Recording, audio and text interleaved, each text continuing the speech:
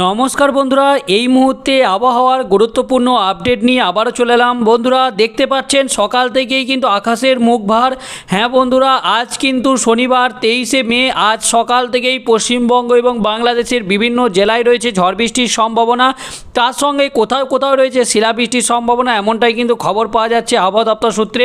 তো বন্ধুরা, আজকে সারাদিনের আপডেটে কি উঠে আসছে, কোন কোন জেলায় হতে চলেছে বৃষ্টিপাত, কোথায় রয়েছে ঝড় বৃষ্টির সম্ভাবনা এবং কোথায় রয়েছে তাপমাত্রা এবং কোথায় রয়েছে প্রচুর পরিমাণে গরমে পড়ার সম্ভাবনা, সবটাই কিন্তু বিস্তারিতভাবে আলোচনা করব আজকের এই ভিডিওতে।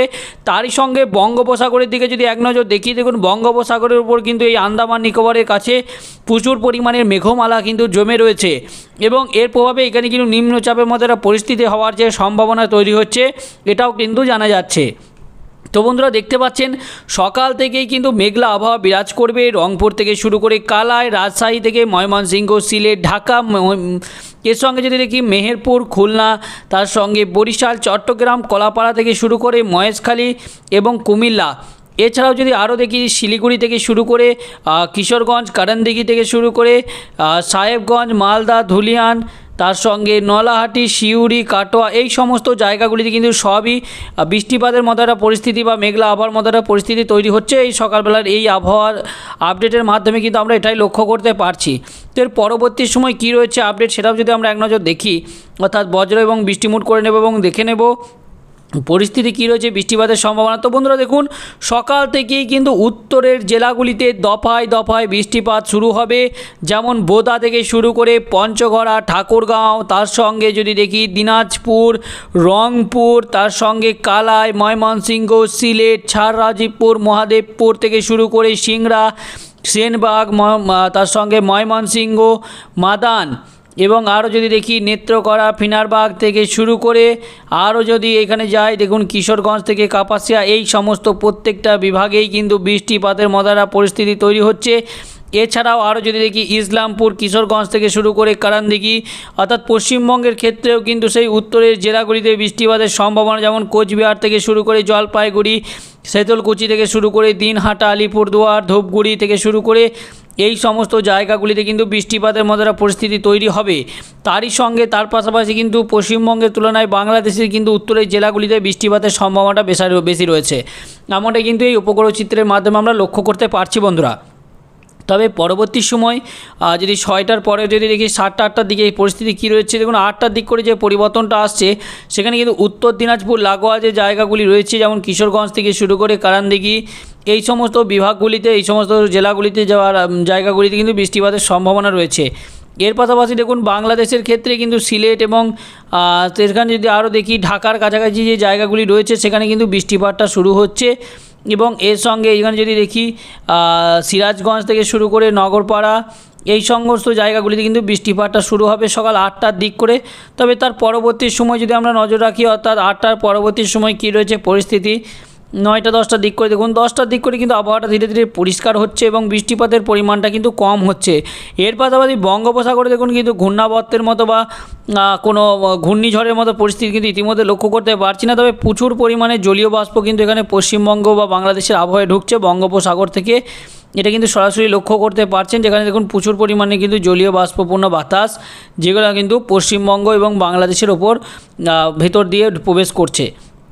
তবে পরবর্তী সময় যদি দেখি আমরা যে দুপুর 1টা 1:30টার দিক করে কী রয়েছে পরিস্থিতি, দুপুর 1টা 1:30টার দিক করে কোনো পরিস্থিতি রয়েছে কিনা বা বৃষ্টিপাতের কোনো সম্ভাবনা তৈরি হচ্ছে কিনা, দেখুন 1টার দিক করে যেটা লক্ষ্য করতে পারছি, বাংলাদেশের কিন্তু একদম পূর্বের জেলাগুলি যেমন ঢাকা, কাপাসিয়া থেকে শুরু করে আগরতলা, কুমিল্লা, সিরাজগঞ্জ, মাতিরহাট, বরিশাল, পিরোজপুর, তার সঙ্গে মাথাবাড়িয়া, চট্টগ্রাম, তার সঙ্গে আরও যদি দেখি এই সমস্ত জায়গাগুলিতে কিন্তু বৃষ্টিপাতের মতো পরিস্থিতি তৈরি হচ্ছে এবং উত্তরের জেলাগুলি দার্জিলিং, কালিম্পং থেকে শুরু করে শিলিগুড়ি, আলিপুরদুয়ার, এগুলোতেও কিন্তু বৃষ্টিপাতের মতো পরিস্থিতি তৈরি হচ্ছে। তবে বৃষ্টিপাতের পরিস্থিতিটা যতই তৈরি হোক, তবে কিন্তু দক্ষিণবঙ্গে কোনোভাবেই বৃষ্টিপাতের সম্ভাবনা সেমভাবে লক্ষ্য করতে পারছি না। তো সকাল থেকেই যা বুঝতে পারছি যে প্রচুর পরিমাণে গরম কিন্তু অনুভূত হতে পারে, এমনটাই কিন্তু এই উপগ্রহ চিত্রের মাধ্যমে বোঝা যাচ্ছে। তবে পরবর্তী সময় 2টো 3টে 4টের দিক করে যদি দেখি, 4টের দিক করে দেখুন পরিস্থিতি একটু পরিবর্তন আসছে এবং সেই পরিবর্তনে কি রয়েছে যদি আমরা বলি, দেখুন কাটোয়ার কাছে জায়গাগুলিতে কিন্তু বৃষ্টিপাতের প্রবল সম্ভাবনা রয়েছে। বোলপুর থেকে গুসকরা, বর্ধমান, শান্তিপুর থেকে শুরু করে কৃষ্ণনগরে কিন্তু ভারী বৃষ্টিপাতের সম্ভাবনা রয়েছে। এবং এই যে পাটুলি, এখানে কিন্তু ভারী বৃষ্টির সম্ভাবনা রয়েছে। ভাতারেও কিন্তু ভারী বৃষ্টিপাতের সম্ভাবনা, মঙ্গলকোট। এবং আর যদি দেখি পাটুলি, তার সঙ্গে এই যে জায়গাগুলি রয়েছে দেবগ্রাম, এখানেও কিন্তু আরও বৃষ্টিপাতের মতো পরিস্থিতি তৈরি হচ্ছে। তার সঙ্গে যদি আমরা দেখি রাজশাহী, এবং এখানে যদি দেখি নলাহাটি, ধুলিয়ান, এগুলোও কিন্তু পশ্চিমবঙ্গের এই সমস্ত জায়গাগুলিতে কিন্তু বৃষ্টিপাতের মতো একটা পরিস্থিতি তৈরি হচ্ছে বিকেল 4টের দিক করে। তবে পরবর্তী সময় 5টা 6টার দিক করে যদি দেখি বা 7টার দিক করে দেখুন বৃষ্টিপাতটা আবারও কিন্তু বাংলাদেশে প্রবেশ করছে। এবং বাংলাদেশের পাবনা থেকে শুরু করে এই যে জায়গাগুলি রয়েছে, এখানে কিন্তু বৃষ্টিপাতটা অর্থাৎ সাইলকুপা, এখানে কিন্তু ভারী বৃষ্টিপাতের সম্ভাবনা তৈরি হচ্ছে। তার সঙ্গে ফরিদপুর থাকছে, ঢাকা থাকছে, এই সমস্ত বিভাগগুলিতেও কিন্তু ভারী বৃষ্টিপাতের মতো একটা পরিস্থিতি তৈরি হচ্ছে সন্ধ্যে 7টার দিক করে। তার পরবর্তী সময় যদি দেখি 10টা 11টার দিক করে দেখুন আবহাওয়াটা কিন্তু পরিষ্কার হয়ে যাচ্ছে, অর্থাৎ ধীরে ধীরে কিন্তু বৃষ্টিপাতের পরিমাণটা কমে যাচ্ছে। এবং রাত্রি 1টা 2টোর দিক করে কিন্তু বৃষ্টিপাতের কোনো সম্ভাবনা নেই বন্ধুরা, এমনটাই কিন্তু মনে করতে পারছি।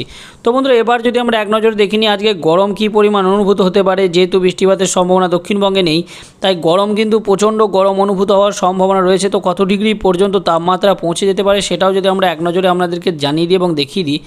দেখুন বন্ধুরা, গরম কিন্তু মোটামুটি 35 থেকে 38 ডিগ্রি পর্যন্ত, এবং দেখুন ধানবাদে কিন্তু 40-41 ডিগ্রি পর্যন্ত পৌঁছে যাচ্ছে। জামশেদপুরে প্রায় 40 ডিগ্রি, খড়গপুরে প্রায় 40 ডিগ্রি, এখানেও কিন্তু প্রায় 39-40 হয়ে যাচ্ছে।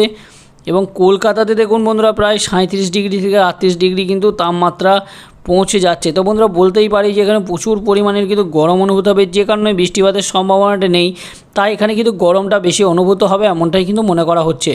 তবে আরও যদি দেখি গরম, ভীষণ গরম কোথায় অনুভূত হচ্ছে, তো দেখুন বন্ধুরা ঝাড়খণ্ডের কাছে এই যে ধানবাদ রয়েছে, যেখানে কিন্তু প্রায় 41 ডিগ্রি পৌঁছে যাচ্ছে। এবং ভারতবর্ষে কিন্তু দেখুন কোথাও কোথাও প্রচণ্ড পরিমাণে কিন্তু গরম অনুভূত হচ্ছে।